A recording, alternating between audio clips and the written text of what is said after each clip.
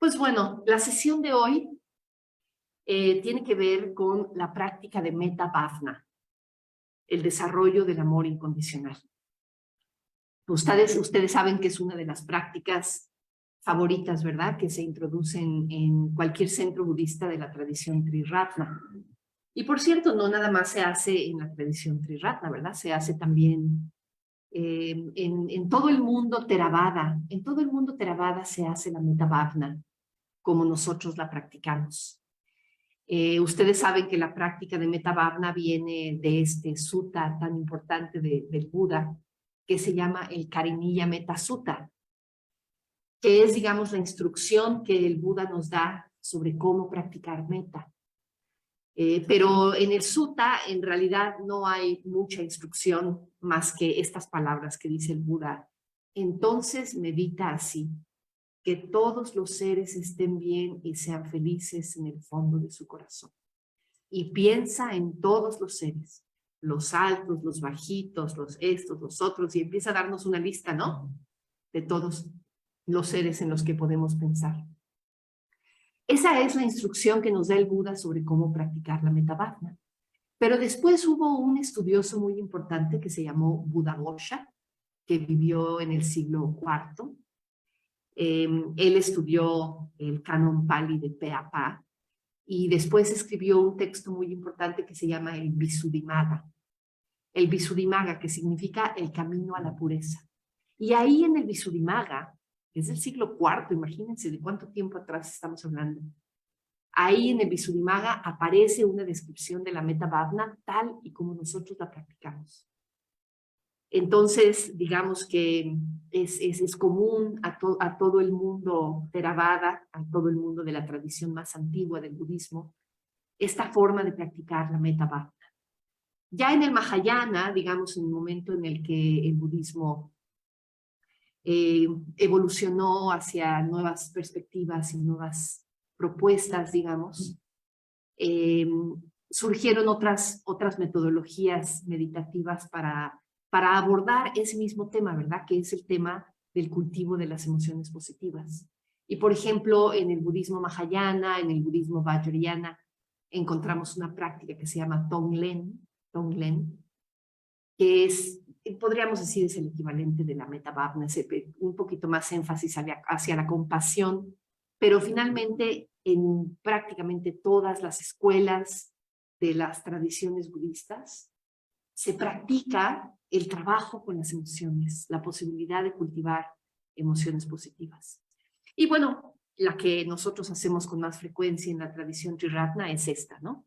Metta, que significa amor incondicional; Bhavana, que significa desarrollo o cultivo. Y bueno, una cosa bien importante un poquito va para ubicar en dónde embona la práctica de la Metta Bhavana en general en la práctica budista, ¿no? ¿En dónde embona? Pues en general la práctica meditativa, ¿verdad? Tiene que ver con transformar nuestra mente. Meditamos no nada más porque queremos estar más tranquilos o porque queremos tener una noche en calma o porque nos queremos relajar, ¿verdad?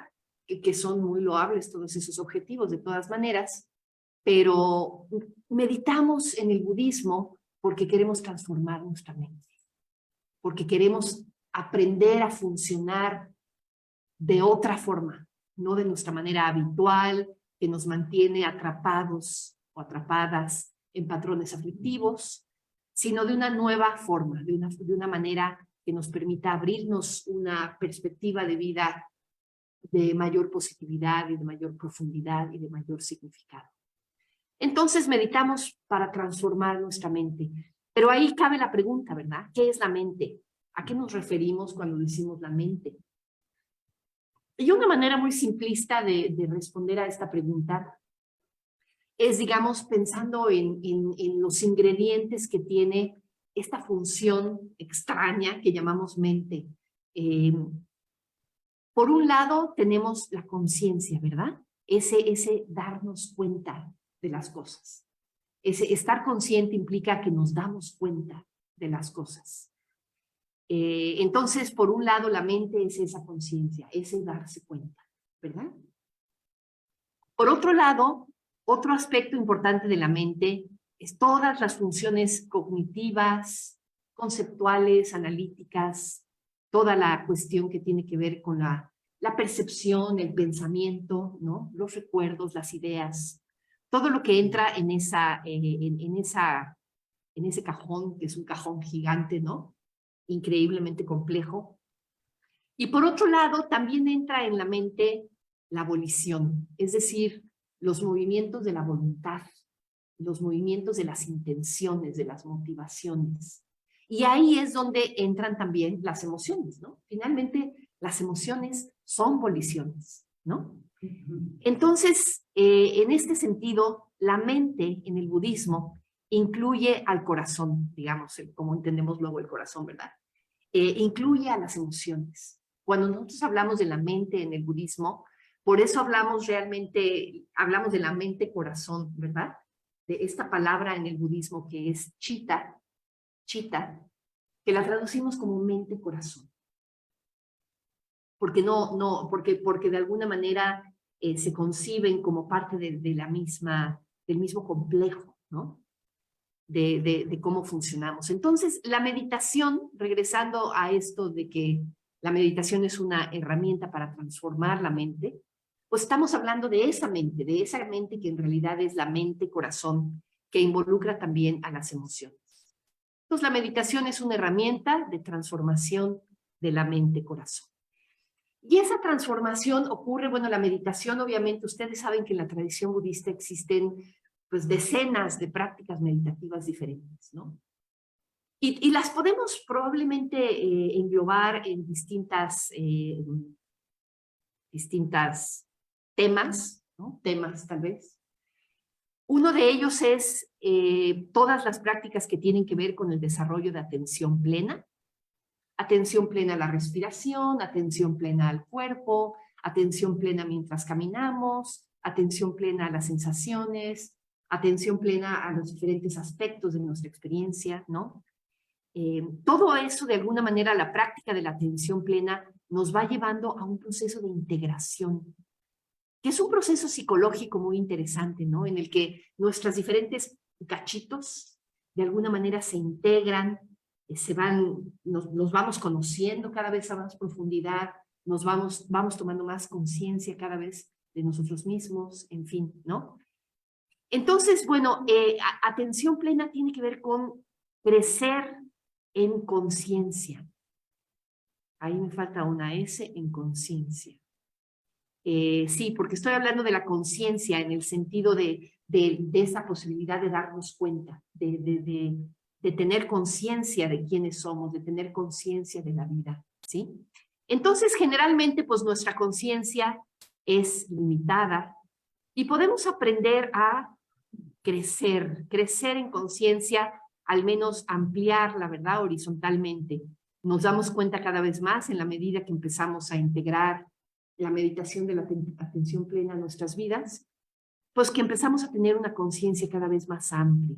No nada más cada vez más amplia, sino también se empieza a ser cada vez más elevada o profunda, ¿no? Empieza a adquirir una segunda dimensión, incluso todavía más elevada. Empezamos a crecer en conciencia, incluso también a nivel de empezar con una conciencia así, que es una rayita, en la medida que vamos meditando, en la medida en que vamos conociéndonos, en la medida en que vamos aplicando la atención plena a diferentes aspectos de nuestra vida, pues nos empezamos a conocer cada vez más como seres humanos y este proceso de integración se empieza a dar cada vez más profundamente. Esa es una de las primeras cosas que empieza a suceder cuando empezamos a meditar. Sobre todo en la medida en que la meditación se convierte realmente en una parte importante de tu vida, ¿no? Que la meditación realmente es algo que haces con regularidad. No nada más los jueves cuando vienes al centro budista o en Semana Santa cuando te vas de retiro, ¿no? Sino que es algo que estás tratando de hacer regularmente en tu vida, ¿sí? Y ser conscientes, ser cada vez más conscientes, nos libera, es muy liberador. Nos libera de patrones antiguos de comportamiento que no nos son útiles, ¿no? Transforma nuestra vida emocional porque empezamos a darnos cuenta de en qué tipo de estados mentales moramos, ¿no? Nos despierta de la ignorancia en el sentido de que nos abre las puertas a la sabiduría vista como la conciencia de la realidad tal y como es, ¿no? Y ahí sobre la integración, sobre la atención plena, ahí es donde empieza a surgir ya una mayor conciencia de nosotros mismos y de los otros. Y empieza a surgir también una sensibilidad ética, un tomar conciencia del efecto que tienes en el mundo. Y a partir de ahí surge la posibilidad del cultivo de una nueva facultad, que es, podríamos decir, la facultad de las emociones positivas. Eso es todo un mundo, ¿verdad? Todo un mundo, el poder trabajar con nuestras emociones. A partir de que estamos cultivando esta integración, esta atención plena, se empieza a abrir esta siguiente dimensión, que es la posibilidad de trabajar con nuestras emociones. La meditación también es una herramienta que nos lleva en esa dirección. Podemos aprender a responder no de manera habitual, no de manera reactiva, ¿no? Con el mismo berrinche de siempre, o el mismo apego de siempre, o el mismo grito de siempre, ¿no? Podemos responder creativamente en la medida que podemos aprender a decidir cómo responder en cada situación. Y podemos aprender a elegir la respuesta más apropiada, la respuesta más compasiva, la respuesta más amorosa, la respuesta más conectada con el prójimo, ¿verdad? Podemos decidir cómo responder y podemos aprender a responder desde un corazón empático, desde un corazón, desde una mirada que reconoce al otro como un prójimo, como un espejo de nosotros mismos, como otro ser humano, ¿no? Y esto, obviamente, así como creció el cubito de aquí abajo, también este cilindro de aquí crece, crece, crece, crece, puede llegar hasta el infinito. Y ambas cualidades puestas juntas, la emoción positiva por un lado y la integración por otro lado, poquito a poco se van transformando en estas dos cualidades tan importantes de la mente iluminada, que son la compasión por un lado y la sabiduría. Entonces, aquí están desde estas meditaciones que hacemos cotidianamente aquí en el Centro Budista, ¿no? La atención plena a la respiración y la metta bhavana, ahí está la semilla para el cultivo de sabiduría y de compasión, que son las cualidades del Buda, las cualidades de la mente iluminada. Y bueno, la respuesta positiva por excelencia de la que vamos a estar hablando el día de hoy es precisamente metta. Metta, que es una palabra pali. La palabra pali es metta, la palabra sánscrita es maitri y significa amor incondicional. Ahora, obviamente, esta es una traducción, ¿verdad? Amor incondicional. A veces se traduce como amor o bondad incondicional, universal e ilimitada. Tiene estas características metta, que es incondicional, es decir, no depende de condiciones, no depende de que te sonrían o de que te hablen bonito, ¿no? No depende de que sea una persona cercana o una persona lejana o alguien que te caiga bien, alguien que te caiga mal. Es incondicional, no depende de condiciones. Por otro lado, es universal en el sentido de que puede dirigirse hacia cualquier ser humano, hacia cualquier ser, de hecho, ni siquiera humano, hacia cualquier ser. Y en términos últimos, en términos de cómo es la cualidad de la mente del Buda, se dirige hacia todos los seres. Es universal y es ilimitada. No tiene límites en el sentido de que no nada más llega de 1 a 8 o de 1 a 25. No tiene límites, ¿no? Metta no tiene límites. Entonces, metta, obviamente estamos hablando de una emoción muy grande, de una cualidad increíble, o estamos hablando de una cualidad búdica, ¿no? Entonces, metta es una emoción súper, súper central en el budismo, ¿no? No hay palabras en español que tengan exactamente la misma connotación de metta.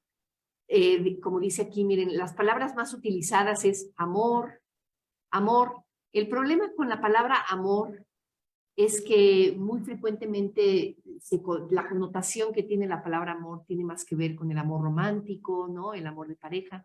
No nada más, ¿no? Pero es su connotación favorita, probablemente, o más universal, ¿no? Aquí, meta, estamos hablando de un amor que no tiene esa cualidad de apego que es tan común en las relaciones románticas o de pareja, ¿no? Incluso en las relaciones madre-hijo, padre-hijo, en las relaciones entre hermanos, en fin, relaciones que tienen elementos de apego muy fuertes, elementos de expectativas, ¿verdad? Muy fuertes.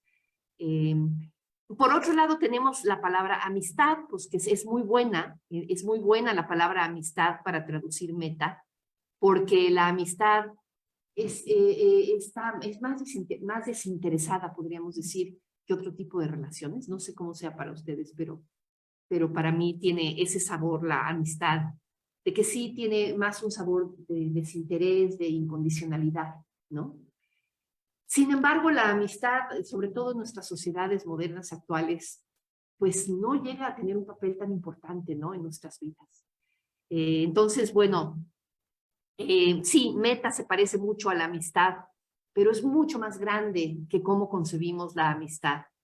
Bondad es una muy buena palabra, benevolencia, amabilidad, aunque son palabras que de alguna manera, para mi gusto, como que no tienen no tienen la fuerza que tiene la palabra meta. Realmente estas palabras, el mismo Sangharakshita dice, no le hacen justicia a lo que realmente es meta. El Buda comparó comparó meta con el amor de una madre por su único hijo. Ustedes recordarán el Karinilla Metta Sutta que dice en algún lugar, así como una madre daría su propia vida para proteger a su único hijo. Así cultivemos meta en todas direcciones, hacia todos los seres, en todo momento. Y la comparación es un poquito contradictoria también, ¿verdad? Porque justamente hace un segundo decía yo que meta tampoco es el amor padre-hijo, tampoco es el amor entre parejas, ¿no? Aquí yo creo que lo que es central de esta metáfora que hace el Buda, que es finalmente una metáfora, es el aspecto de esta intención de proteger. Esta intención, digamos, tan fuerte de querer el bien para el otro ser, que estarías dispuesto a dar tu vida, ¿no? Esa intensidad tiene meta. Te importa tanto el otro, te importa tanto su bienestar, su felicidad, que estarías dispuesto a dar su vida para que estuviera bien, ¿no? Esa es la intensidad de la que hablamos, ¿no? Entonces es una emoción muy, muy fuerte, muy poderosa y increíblemente bella, ¿no? Increíblemente bella. Meta tiene un carácter expansivo, universal, incondicional, intenso y atemporal. Me gustan esta combinación de adjetivos, ¿verdad? Que nos habla de cuando yo leo sobre meta o reflexiono sobre meta, me doy cuenta de que sí, en alguna medida he tenido chispazos de meta en mi vida, probablemente tengo chispazos de meta hacia mis amigos, ¿verdad? Pero que a la vez es una emoción de la que probablemente no tengo ni idea, ¿verdad? En el sentido de que estamos hablando de algo muy, muy grande, de algo muy elevado. Entonces, bueno, estamos aquí refiriéndonos a meta como una emoción, una emoción. Las emociones en el budismo, como les decía, estamos hablando ahí de actos de la voluntad, de las respuestas volitivas. Es la volición, la motivación, las intenciones, ¿verdad? Toda esa energía de las intenciones moviéndose ahí en las entrañas, ¿verdad? Ese es un poquito el sabor de las emociones. Se habla en el budismo no hay una palabra que traduzca literalmente el concepto de emoción.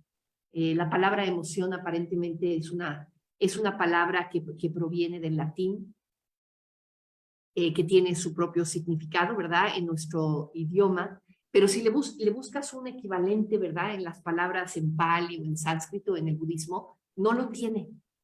Lo más cercano que hay es esta combinación entre dos palabras en sánscrito que son la palabra Vedana y la palabra Samskara. La palabra Vedana se refiere a las sensaciones, el mundo de las sensaciones, del mundo sensorial, digamos, que percibimos con nuestros 6 sentidos, 5 sentidos físicos más la mente, el mundo de las sensaciones, asociado también a la textura, el tono hedónico de la sensación, es decir, si se percibe como agradable o como desagradable o como neutra, ¿no? Entonces ahí estamos hablando de uno de los elementos de la emoción. Y el otro es la volición, es el movimiento de la voluntad, el movimiento de la energía, ¿no? Si lo piensas en términos prácticos, realmente las emociones son acción entre comillas, porque no necesariamente se plasman en que el cuerpo se mueve y hace algo, pero casi siempre, ¿verdad? Casi siempre, o sea, la respuesta emocional es interna, pero la mayor parte de las veces se plasma en acción.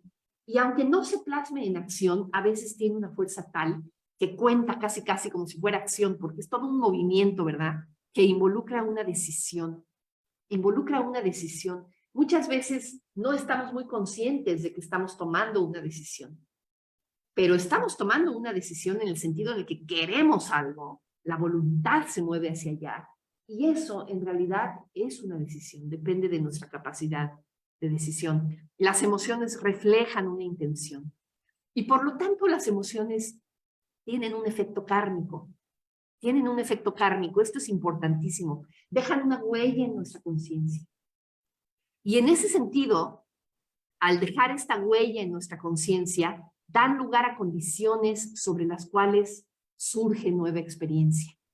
De acuerdo a la ley del karma, sabemos que cuando actuamos con una mente hábil, con una mente impregnada de amor, de generosidad, de sabiduría, las condiciones que vamos a crear para el futuro van a ser condiciones benignas, condiciones que nos van a llevar a experiencias de mayor felicidad, de mayor profundidad, de mayor claridad, ¿no?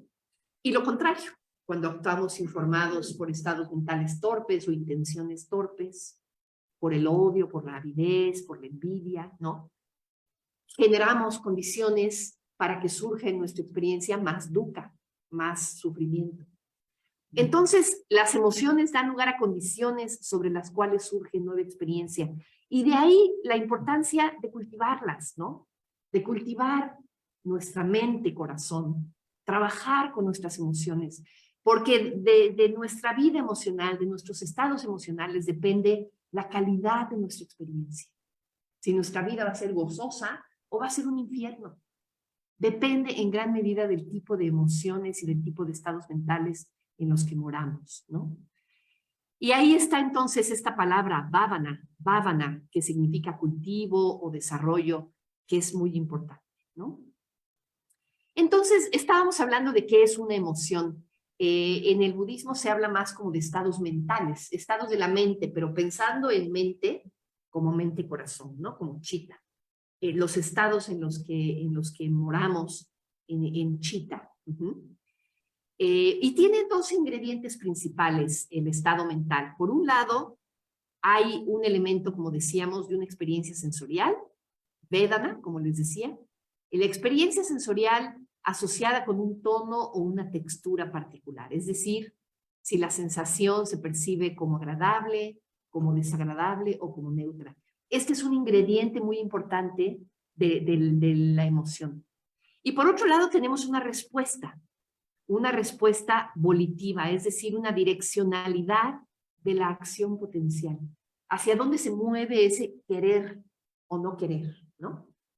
Esa es la respuesta volitiva. Entonces tiene dos elementos, como decíamos, por un lado el sensorial y por otro lado el volitivo, ¿sí?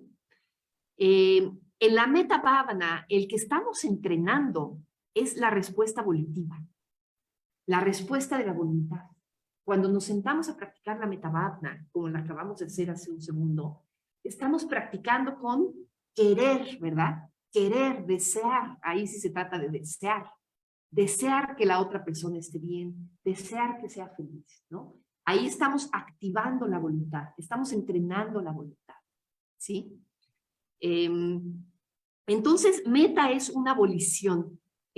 Cuando cultivamos meta, en la práctica de Metta Bhavana, estamos trabajando sobre esta mitad. No estamos trabajando sobre la mitad de arriba, ¿sí? La mitad de arriba, la parte sensorial, de alguna manera es dada. Sobre ella, sobre esa muchas veces no tenemos mucha injerencia, ¿no? Cuando percibimos una sensación, pues sencillamente la percibimos, o sea, no hay mucho que hacer al respecto, ya la recibiste. Y al recibir esa sensación, por ejemplo, hace ratito estaban tocando las campanas de la iglesia ahí, ¿no? Entonces hay una sensación, un sonido, las campanas de la iglesia se perciben como agradables. Todo eso, no hay nada que hacer al respecto, sencillamente sucede. Pero ¿cómo respondemos ante ello? Sobre eso sí tenemos injerencia. Y sobre eso trabaja la Metta Bhavana. Sobre esa injerencia que tenemos sobre nuestras respuestas emocionales. Sí, Joaquín. Ajá.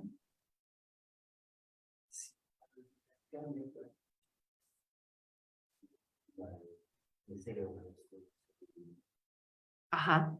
En algunas ocasiones se presentó a nivel emocional. Ajá. Lo sentía ese deseo de que el otro esté bien, el deseo de que el otro esté bien. Ajá. Sí, sí. Entonces, creo que eso. Ah, no, lo que pasa es que una vez, es cierto, sí, qué bueno que lo mencionas, una vez que surge esta abolición, por supuesto que se refleja de nuevo en una sensación, o sea, se retroalimenta la sensación, ¿sí?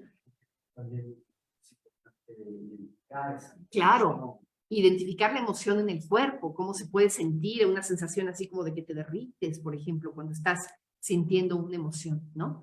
Que ahí es cuando se retroalimenta y la emoción entonces está generando el Vedana, y no al revés. Sí, también sucede, sí. Gracias por ese comentario, Joaquín. Sí, Jorge. Pero pareciera que ciertas emociones simplemente surgen, o sea, como que no hay una abolición, o sea, como que... Es que el surgir de la emoción es la abolición. Estoy usando la palabra emoción casi como sinónimo de abolición. Por ejemplo, si un recuerdo tal vez triste, Ajá. y pues algo que no puedo recordar, una situación, sí. Que es realmente un pensamiento. Ajá. Y ahí es cuando surge la emoción. Pero sí. Claro, ¿dónde está la abolición? La abolición es la emoción. Sí, es el movimiento de la energía hacia algo en particular, ¿no? Por ejemplo, no sé, hace poquito estaba yo pensando en mi hermana. Mi hermana murió hace 2 años y estaba yo acordándome de ella, ¿no? Entonces, claro, me viene un recuerdo de ella y fíjate, hay muchas cosas involucradas. Primero que nada, el recuerdo, que es una función de samya, de la cognición, ¿no? Del aspecto, podríamos decir, más conceptual, más analítico, más discursivo de la mente. El recuerdo, ¿no? El recuerdo me genera una sensación física, que es, uy, que se me cierra aquí un poquito la barriga. Ese es Vedana, la sensación. Y de la sensación viene la tristeza. Y la tristeza es muchas veces extrañarla, ¿no? Querer abrazarla. O sea, la tristeza, y esa es una abolición clarísima. Esa es una abolición, ¿no? Entonces, esa es la parte que estoy llamando emoción. Lo que pasa es que estoy tratando de poner una palabra occidental, tratando de traslaparla con las categorías de la Abhidharma del canon Pali, ¿no? Entonces, el traslape es forzado. Así es que no trates sí, o sea, de ser demasiado literal con respecto a lo que estoy tratando de decir. Pero lo que estoy tratando de decir es que básicamente la emoción tiene esos ingredientes y el ingrediente de la abolición, del movimiento de la voluntad hacia, casi como si es una acción potencial. Se percibe incluso internamente como una acción, como que se mueve, ¿verdad? Se mueve la barriga hacia allá, ¿no? Esa es la emoción, ese aspecto volitivo, ¿sí? ¿Sí, Rodrigo? Ajá. En el ejemplo que pones, ¿hacia dónde se mueve la voluntad? Hacia querer acercarme a ella, hacia querer tenerla cerca, hacia extrañarla, ¿sí? Es básicamente la emoción del apego, la emoción del cariño, la emoción de la cercanía, las ganas de esa cercanía. O sea, la emoción se está moviendo hacia querer estar ahí. Y como no puedes estar ahí porque ella ya no está, entonces se percibe como tristeza, se percibe como ausencia, ¿no? Pero la voluntad, bueno, no sé cómo sea para ti, pero yo sí siento ahí claramente movimiento de la voluntad hacia allá, ¿no? Cuando tienes, también te puedes mover hacia la persona o te puedes mover en el sentido contrario, ¿verdad? Cuando tenemos emociones de aversión, cuando tenemos emociones de irritación, de no querer ni acercarte a alguien, ¿no? Es el mismo tipo de cosa, pero en el sentido contrario, ¿no? ¿Sí? ¿Te suena, Rodrigo? No, pero ya entendí. Ajá, ¿tú cómo entiendes la palabra abolición o cómo la... Como un acto de la voluntad, pero Ajá. creo que es, Ok, ajá. como lo explicas, no es una decisión consciente, pero sí hay la voluntad de acercamiento o de alejamiento. O de alejamiento. A partir de Sí. eso. Entonces, ahora, en el budismo, qué bueno que mencionas este tema de si hay una decisión consciente o no hay una decisión consciente, porque en el budismo se dice que esos actos de la voluntad o de esos actos volitivos son decisiones. Lo que pasa es que son decisiones que tomamos desde la inconsciencia porque son tan habituales, las hemos practicado tanto, que ya me entiendes que se dan en automático.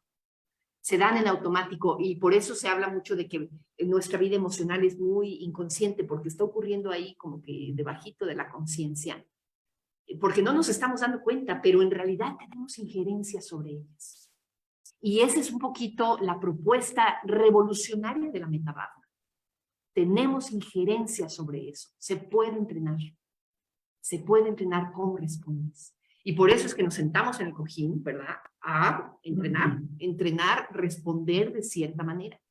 Te caiga bien, te caiga mal, te da igual, entrenas esa capacidad de decidir sobre cómo respondes, ¿no? Sí, yo también encuentro súper misterioso, o sea, casi contraintuitivo, ¿verdad? Decir que nuestras emociones son decisiones, ¿no? Pero cuando las he analizado como más en detalle, cuando logro estar suficientemente consciente como para ver cómo está surgiendo el proceso, sí me doy cuenta que hay una decisión. O por lo menos existe la posibilidad de decidir de una manera diferente, ¿no? Y esa es la que queremos entrenar en la meditación. ¿Ibas a decir algo, Melia? Ajá. Porque finalmente la voluntad la ponemos como no nada más consciente, también como control. Ajá. Es que yo controlo. Sí, la voluntad se asocia mucho con un sentido de control. Sí. No es una posibilidad, no funciona porque nada más le sucede. Ajá. ¿Me explico? Sin embargo, están explicando algo muy importante que realmente sí hay decisión, pero lo que pasa es que no la conocemos. Sí, No exacto. sabemos dónde estamos, Ajá. no nos conocemos. Hay una decisión, pero casi que es inconsciente, sí, valga la contradicción, ¿no? Ajá. Sí, exacto, exactamente. Simplemente parece que surge de la nada. Ajá. No tengo ningún propósito, porque me lo que ya. Ajá. Si yo estoy triste porque estoy triste y ya. Uh-huh. No, realmente hay que tomar como responsabilidad inclusive de los fenómenos que nos suceden, en este caso emociones. Ajá. Tomando en cuenta que hay muchísimas cosas, quizás moviéndose ahí debajo, ¿no? Exacto. sí, sí, sí, sí. Y por eso decía yo atrasito, ¿no? Las emociones generan karma, en el sentido de que son acción, porque generan una huella sobre la conciencia, y mientras más las repites, más fácil es volverlas a repetir, completamente en la inconsciencia, ¿no?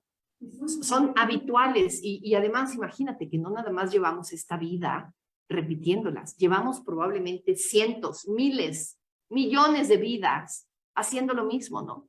Entonces los surcos que ha dejado en nuestra mente ese tipo de respuesta volitiva son tan profundos que se dan en automático, se dan en automático, ¿no? Ok. Ajá. Sí, sí, sí. Entonces decimos que meta, bueno, tiene un componente muy importante de volición. Es cierto, como dices, Joaquín, cuando nos sentamos a practicar la meta bhavana, activamos la emoción, activamos el decidir responder con amabilidad y con cariño hacia otro ser humano, y se traduce también en una experiencia sensorial, sí, efectivamente, viene de rebote, ¿verdad? Viene de rebote que efectivamente a veces, no siempre, pero a veces puede haber como resultado de estar experimentando una emoción, puede activarse una nueva sensación. Sin embargo, fíjense, cuando estamos practicando la meta bhavana, no estamos buscando generar esa sensación rica, calentita, agradable y placentera que puede venir como resultado de meta, ¿no? Lo que estamos buscando es transformar nuestra respuesta, transformar nuestra respuesta. Y conocer lo que se está moviendo ahí. Por eso siempre yo cuando dirijo la meta bhavana comienzo por decir, toma conciencia de la otra persona. Toma conciencia de cómo te estás sintiendo cuando la tienes enfrente. Aquí se te aparece la persona neutral. Ok, ¿qué se movió? ¿Qué se movió? ¿Cómo se siente esa presencia? Entonces, primero que nada, tomar conciencia sobre las sensaciones que te produce, tomar conciencia sobre los pensamientos que se te atraviesan y sobre cómo todo eso generalmente determina la volición que surge como resultado. Pero en la meta bhavana tratas de que la volición no sea la automática, la habitual, sino que tratas de tomar una decisión consciente de responder con amabilidad. Y hay veces que es trabajo arduo, ¿no? Estás en la meta bhavana y no se siente bonito. Hay veces que la meta bhavana no se siente bonito, ¿verdad? Se siente como cuesta arriba a veces, ¿no? A veces se puede sentir artificial, a veces se puede sentir como demasiado, ¿cómo? Como robot. Bueno, cuando te sientas a simplemente repetir las frases, pues sí, es como robot, ¿no? Pero lo importante de las frases no son las frases, sino tratar de conectar con el significado y tratar de darles sentido a lo que estás diciendo, ¿no? Pero aún cuando logras no nada más quedarte con las palabras, sino meterte a la intención de las palabras, se puede sentir como cuesta arriba y no necesariamente se traduce en una sensación agradable, ¿no? Entonces, practicar la meta bhavana no es sentarse a sentir rico, porque mucha gente dice, ay, sí, la meta bhavana tan dulce, sí. Ay, yo cuando practico la meta bhavana, generalmente no me siento así. Ajá, ajá, no hay la sensación de logro, sí. Sí, sí, sí, exactamente, sí. No del ogro, sino del logro. Sí, Jorge. Bueno, es un poco de regocijo en que esa persona se encuentra bien. Claro. Tiene como claro. felicidad. Sí. Esa, claro, eso es. Cuando logras conectar con eso, cuando logras conectar con ese regocijo, sí puede reflejarse en una experiencia muy agradable, ¿no? Pero cuando nada más estás ahora sí que medio picando piedra ahí en la meta bhavana. Sí, la persona difícil, pues, a mí me pasa incluso con el amigo a veces. Cuando me siento medio desconectada de la persona, hoy siento que estoy picando piedra en la meta bhavana, ¿no? Con uno mismo, olvídate, sí, sí, sí. Sí, Joaquín. Esa situación era un poco para sentir no me la toque, o sea, es también una condición metafísica. Buenísima, sí, ¿no? Y qué bueno. Y en la medida que surjan, fíjate que cuando surgen sensaciones placenteras en la meditación, es muy positivo porque es una, te invita a meditar. Cuando te sientas a meditar y hay una experiencia placentera, pues la siguiente vez te quieres sentar a meditar.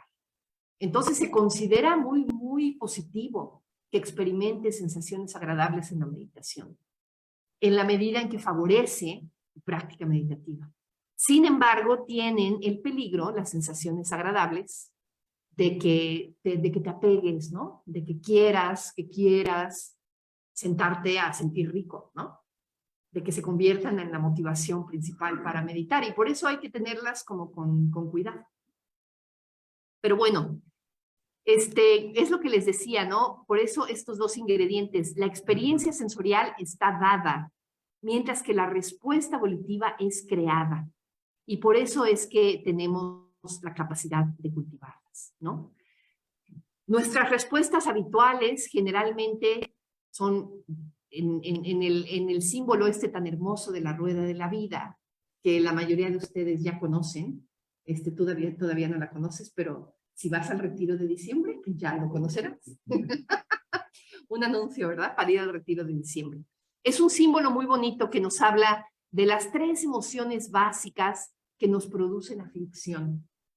Y que está en el mero centro de la rueda de la vida. Por un lado el gallito, que representa la avidez, por otro lado la serpiente, que representa la aversión, y por último el cerdito, que representa la ignorancia, ¿no? Esas son nuestras respuestas habituales básicas. Generalmente así es como respondemos, ¿no? Cuando estamos sobre todo centrados en nuestra experiencia egoica, centrados en nosotros mismos,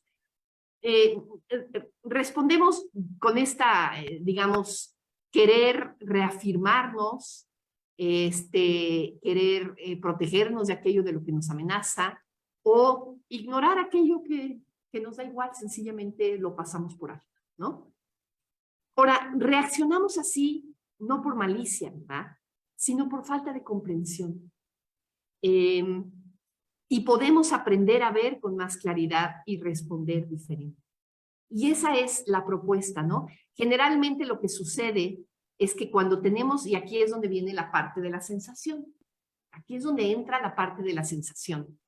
Cuando yo traigo a mi mente a una amiga o a un amigo, generalmente la sensación que acompaña a esa presencia es agradable.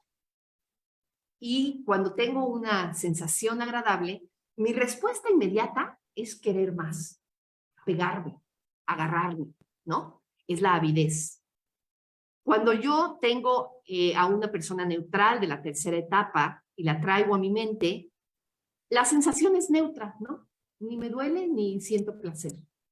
Entonces, mi tendencia natural, mi tendencia habitual es simplemente a ignorarla, a pasarla por alto, ¿no? Ni me doy cuenta de que ahí está, ¿no? Y por último, cuando tenemos una persona de la cuarta etapa, una persona enemiga, una persona que encuentro difícil, la traigo a mi mente y yo por eso siempre que dirijo la meditación, lo primero que digo es, toma conciencia de cómo te sientes ante esa presencia. ¿Cómo se siente la barriga? ¿Cómo se siente físicamente esa presencia? Porque la sensación muy frecuentemente es desagradable, ¿no? Sientes que se te cierra la panza o sientes que se te cierra la garganta o sientes algo molesto incluso en el cuerpo cuando te encuentras con una persona desagradable, con una persona difícil, y entonces la respuesta inmediata es aversión. Entonces, esta es la razón por la cual traemos a nuestra mente en la Metabhavna a una persona amiga, a una persona neutral y a una persona agradable, a una persona, perdón, difícil. Porque la idea es que independientemente de la sensación, independientemente de si la presencia te resulta agradable o no, o te resulta neutra o no, podamos responder con la alternativa que es finalmente meta. Meta, independientemente de la calidad hedónica del Vedana, por ponerlo en términos budistas, independientemente de si se siente agradable o desagradable la presencia de la persona a nivel sensorial, podamos responder con una volición que activamos voluntariamente y que es una respuesta amable, una respuesta de que te importa el otro, de que te quieres conectar con el otro, de que quieres saber del otro, de que quieres abrirte al otro.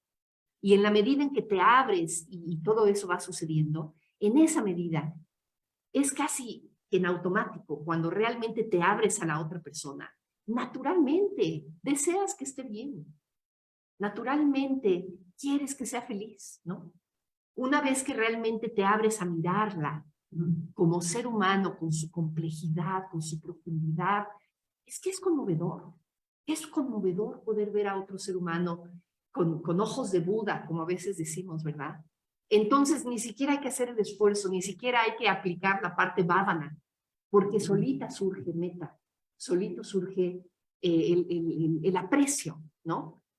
El aprecio hacia la otra persona, el reconocimiento de su ser y el reconocimiento de su valor intrínseco, ¿no? Que es en lo que consiste meta. Entonces, es la respuesta creativa por excelencia, meta, ¿no?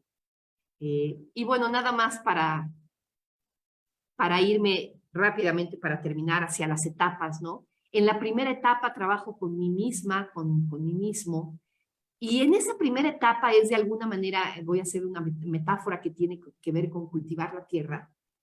En esta primera etapa estamos como preparando la tierra, estamos arando la tierra, ¿no? En la medida en que esté bien conmigo misma y pueda responder positivamente hacia mí y pueda reconocerme y responder con cariño hacia mí, con un abrazo, con tolerancia, con cariño, con aceptación, ¿no? En esa medida las demás etapas de la meta van a fluir bien, ¿no? En la segunda etapa, ahí sí agarramos la semilla, ¿verdad? Y lo que estamos haciendo con esta segunda etapa es simplemente nos estamos familiarizando con ella. Estamos conociendo cómo es meta, cómo respondemos generalmente ante los amigos, ¿no? Eso es lo más cercano que conocemos a meta. Entonces, nos estamos familiarizando con la respuesta emocional. Estamos aprendiendo a abrir los ojos para ver con los ojos del Buda, ¿sí? En la tercera etapa, ahí es donde comienza el cultivo.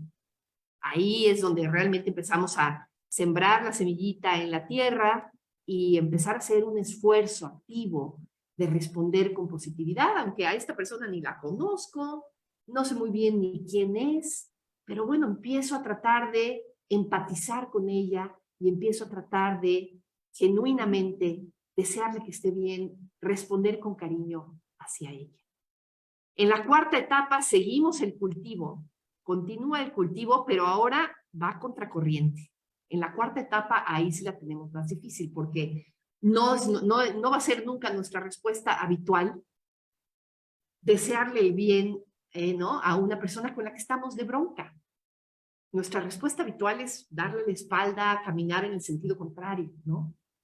Pero ¿qué tal que intentas no darle la espalda, quedarte ahí con él o con ella e intentar sonreírle, intentar regalarle una flor, intentar darle un abrazo en la imaginación, ¿no? Ahí es donde viene un poquito la respuesta contraintuitiva que estás tratando de cultivar, ¿no? Y por último, la quinta etapa es donde estás ahora sí compartiendo los frutos de la tierra con todos los seres, ¿no? Es la etapa en donde cultivamos meta hacia todos los seres y finalmente es el objetivo último de la meta bhava. Toda la meditación está diseñada para llegar a esa quinta etapa y la quinta etapa ya no tiene un destinatario específico, ¿no?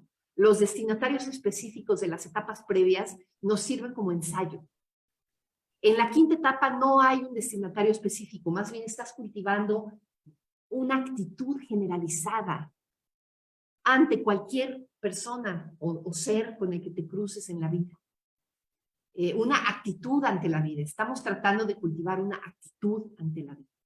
Una forma de estar en el mundo desde otra parte de nuestro ser que no es la parte egoica que está solamente pensando en esta persona de aquí, sino la parte que puede conectar con la vida allá afuera y desear el bien allá afuera, independientemente de quién sea. Entonces, bueno, pues esto hasta ahí la dejamos, ya se nos fue el tiempo. Es la práctica de la Metta Bhavana. La verdad es que les voy a decir que no es mi práctica favorita, ¿eh? Yo cuando me siento a meditar todas las mañanas, generalmente prefiero hacer la práctica de la atención plena a la respiración. Pero lo que sí es cierto que cuando hago la Metta Bhavana, noto el resultado. Noto el resultado simplemente en mi día, en cómo ocurre el resto de mi día. Y tiene un efecto súper tangible, ¿no? Pero bueno, pues es requiere, ¿verdad? Requiere de ponerse ahí a intentarlo, ¿no? Y la verdad es que, como decía Bhante, nuestro maestro, decía que si acaso la tradición budista ha dejado, digamos, una enseñanza que nos puede transformar la vida diametralmente y que nos puede llevar a la iluminación, es la Metta Bhavana, ¿no? La Metta Bhavana realmente es espectacular. Aquí estoy haciéndole anuncios a la Metta Bhavana. Pero bueno, ahí vamos a dejar la presentación de hoy. No sé si